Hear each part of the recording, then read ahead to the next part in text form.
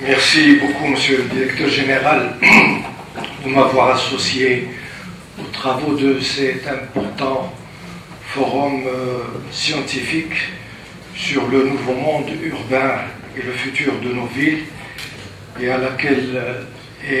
auquel prennent part d'éminents chercheurs et experts. En fait, ce n'est pas la voix de l'expert qui va s'exprimer ici devant vous, mais je ne le suis pas, mais plutôt celle de l'observateur et de l'acteur associatif, et celle aussi de quelqu'un qui vit dans cette ville, Rabat, depuis toujours, et qui est témoin de son évolution et de ses mutations. Monsieur le ministre, Monsieur le maire, Monsieur le directeur général, mesdames et messieurs, Rabat, ville verte depuis sa naissance, a connu une expansion urbanistique très significative, notamment depuis l'indépendance du Maroc en 1956.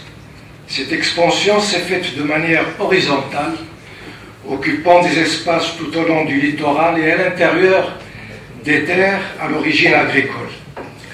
La préservation des espaces verts a été cependant relativement bien observée.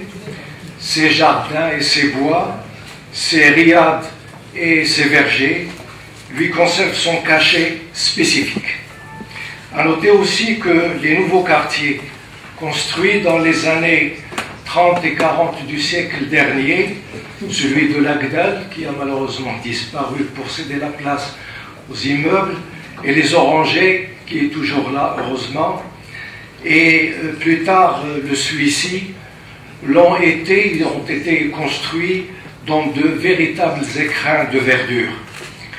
Et ce n'est pas fortuit si Rabat a été déclarée ville verte en 2010 à l'occasion de la Journée mondiale de la Terre.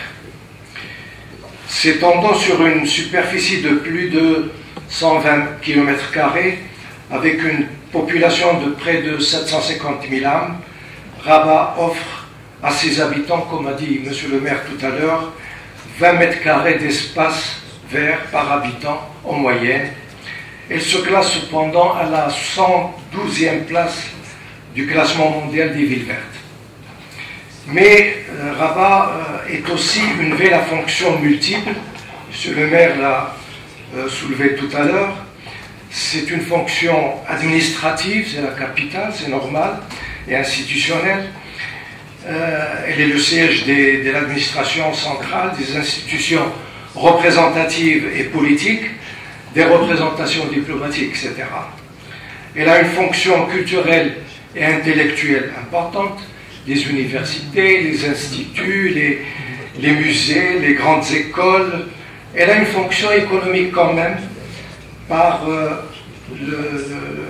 l'artisanat, les industries propres qui ont été mises en place récemment, le développement du secteur tertiaire, les banques, les TIC, les centres d'appel, etc. Elle a également une fonction écologique, et Monsieur le maire l'a souligné avec force tout à l'heure, de par les éléments que j'ai cités tout à l'heure. Mais Rabat est aussi une ville qui attire un grand nombre de demandeurs d'emploi, comme elle attire l'élite du pays. Et c'est ainsi que sa population présente une très grande diversité, mais aussi des disparités flagrantes. Ce sont des disparités essentiellement et notamment économiques et socio-culturelles.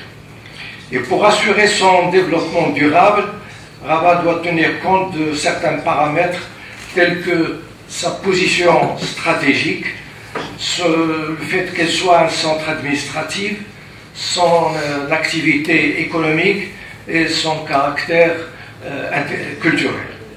Elle a à faire face aux multiples enjeux actuels et à venir. C'est une population en croissance continue.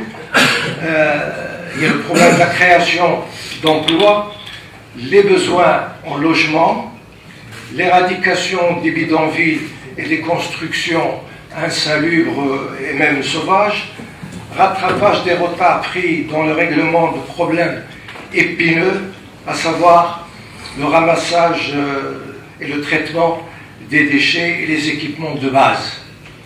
Au vu de ce constat, quelles pourraient être les mesures à prendre comme impératifs environnementaux et de développement durable de la ville de Rabat? Seule la détermination d'une politique de la ville. Je suis heureux d'apprendre aujourd'hui par la voix de Monsieur le ministre que le gouvernement est en train de préparer justement cette politique de la ville à l'échelle nationale. Donc seule cette politique est en mesure d'organiser nos villes et de dessiner leur devenir. Pour Rabat, il est nécessaire qu'une stratégie globale définisse les axes principaux autour desquels s'articulera son développement harmonieux dans le cadre justement de la politique de la ville. Et permettez-moi de ne traiter que quelques secteurs que j'ai choisis comme secteurs clés qui pourront servir à définir cette stratégie que Monsieur le maire a également souligné dans son exposé.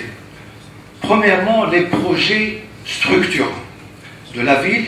Il y en a plusieurs, certainement, mais celui du projet d'aménagement de la vallée du Bourgueil me paraît le plus significatif, puisque c'est une nouvelle ville qu'on est en train de construire sur cette vallée et qui va s'adosser à la fois sur les deux villes, Rabat et Salé. Nous avions en 100 ans, et donc dès la mise en œuvre,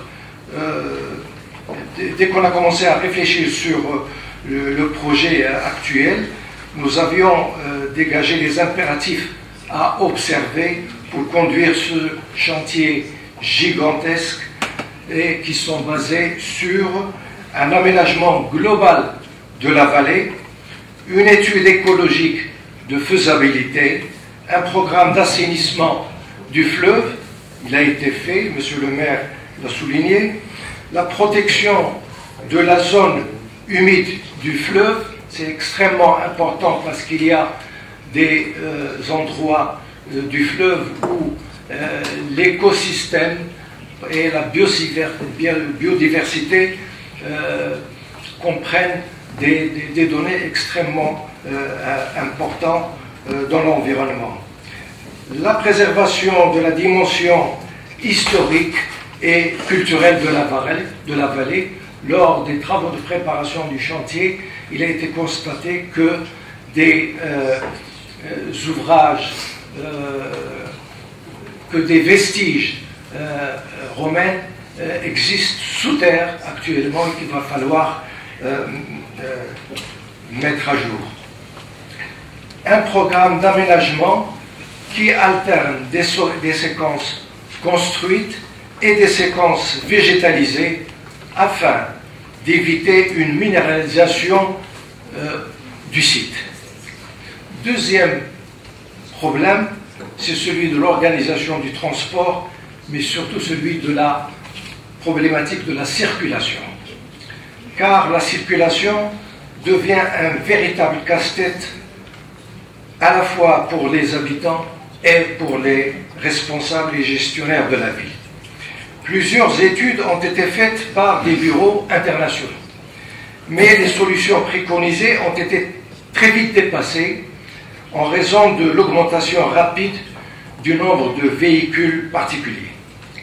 La ville s'achemine désormais vers la mise en place d'une politique de transport propre. La réalisation du tramway est un projet structurant qui devrait normalement passer, comme l'a dit monsieur le maire, de 20 km, des 20 km actuels à deuxième stade 50 ou même plus de 50 km. Donc ce tramway permettra de fluidifier ou du moins d'alléger certains points noirs de la circulation à des heures déterminées de la journée. Et d'ailleurs, nous avons constaté que les premiers résultats sont très encourageants. Cependant, de telles mesures nécessitent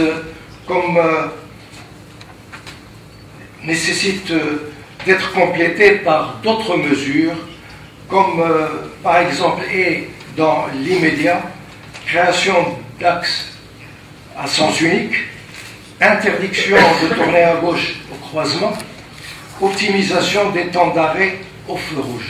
Et nous avions constaté en 1990, à partir d'une étude qui a été faite lors de la rencontre internationale sur l'environnement, que justement le fait de s'arrêter trop longtemps devant les feux rouges provoquait des émanations de gaz extrêmement importantes, et l'étude a montré qu'il y a des solutions à ce problème.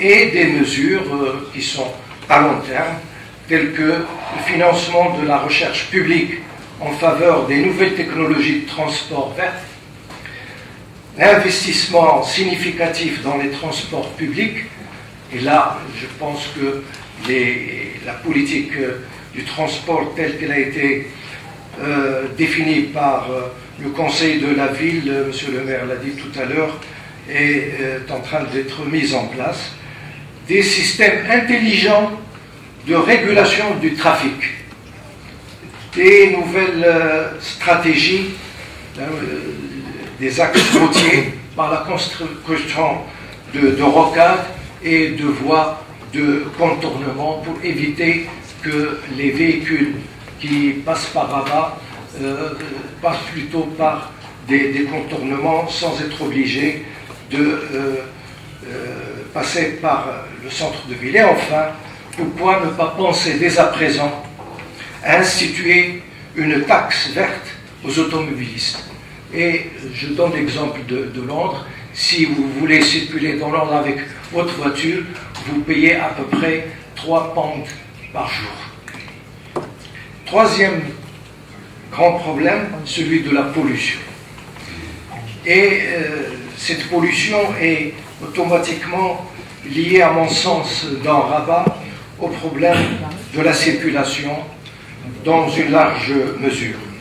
C'est pourquoi nous avons émis l'idée que ce sont les mesures axées sur la réduction de la consommation des carburants qui offrent à court et à moyen terme les meilleures possibilités de réduction des émissions du CO2. Et comme mesure possible, la taxation des carburants, les normes applicables aux véhicules et à leurs composantes, la modulation des taxes sur les véhicules, les aides à la conduite écologique et les incitations à la rationalisation de l'organisation logistique. Introduction, enfin, progressive d'énergie propre, et là, je pense à l'utilisation des voitures électriques. Dans un autre registre, il y a urgence à doter la ville d'un plan dédié aux espaces verts, d'abord pour sauvegarder l'existant et ensuite pour la création de nouveaux espaces verts et de jardins. N'oublions pas que la ville est construite dans un écran vert. Un écrin vert. D'autre part, la mise en place d'une station de mesure de la qualité de l'air l'année dernière va permettre d'informer les habitants et les gestionnaires de la ville de Rabat du taux de CO2 et de l'azote émis dans l'air, et donc un travail pédagogique et de communication est nécessaire pour fiabiliser le travail de cette station. Quatrième et dernier problème, c'est celui des déchets. La question ne se limite pas seulement à la création d'une nouvelle décharge, mais concerne toute la chaîne, depuis la collecte en passant par le tri, le dépôt, le traitement du déchet lui-même.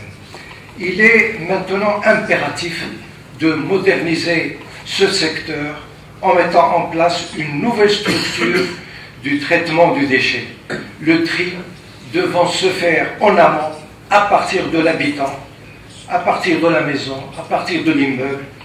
La poubelle ménagère, la poubelle devrait contenir des cases pour le verre, les produits en fer, les piles, les portables usagés et batteries, etc. Nous préconisons la création de sociétés spécialisées pour la collecte de ces objets et je pense immédiatement aux ordinateurs. Je ne sais pas comment actuellement le ramassage et le dépôt de ces ordinateurs usagés se fait actuellement. Je pense que le fait de créer des sociétés spécialisées pour le ramassage de ce type de produits usagés devient de plus en plus nécessaire. Mesdames et messieurs, il est évident que la capitale Rabat, ville verte, ville déclarée patrimoine mondial de l'humanité, gagnerait à être l'objet d'un engagement collectif, militant, impliquant toutes les composantes de la communauté, l'administration, les élus, les députés, les associations, les représentants de la société civile en général.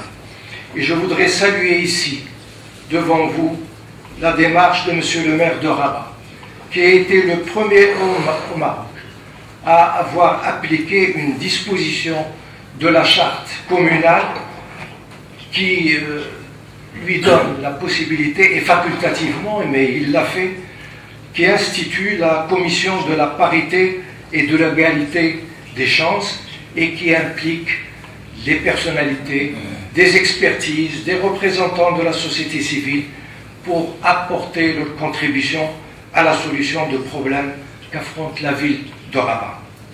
Enfin, j'aimerais terminer sur une note qui nous projette sur l'avenir et je pense réellement que la régionalisation avancée apportera des réponses à un certain nombre de problèmes que connaît la ville marocaine.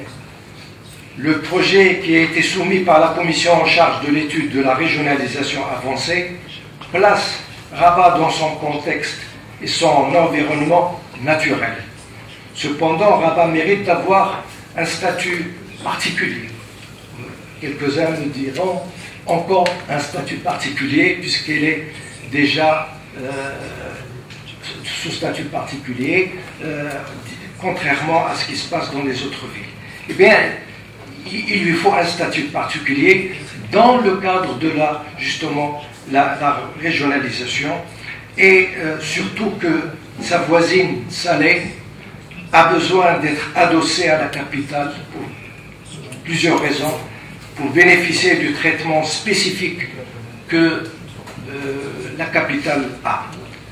Les deux villes sont intimement liées par plusieurs paramètres, d'autant plus qu'une réflexion, quoique encore timide, est menée actuellement pour faire des deux villes un pôle de développement harmonieux et équilibré qui concrétisera le bien-être et le bien-vivre de leur population dans leurs espaces respectifs. Rabat, mesdames et messieurs, est une très belle ville où il fait bon vivre. Merci de votre attention.